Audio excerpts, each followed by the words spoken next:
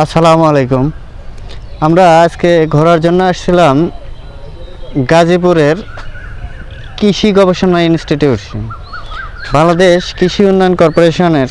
ঘোরাঘুরি করার মাঝে হঠাৎ করে চোখে পড়ে গেল ড্রাগন ফল।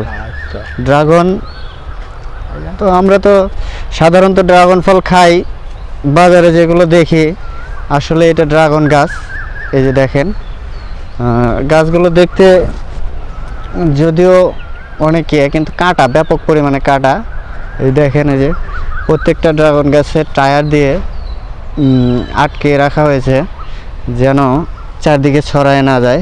অফুরন্ত ড্রাগন গাছ এখানে। কিন্তু দুঃখের বিষয়, আমরা এই মুহূর্তে আপনাদেরকে কোনো রকমের ফল দেখাতে পারছি না, কারণ একটি গাছেও ফল নাই বর্তমানে। কিন্তু কাটা, ওরে ভাই, ব্যাপক পরিমাণে কাটা। দেখতে কেমন অবশ্যই আপনারা জানাবেন। ধন্যবাদ সবাইকে।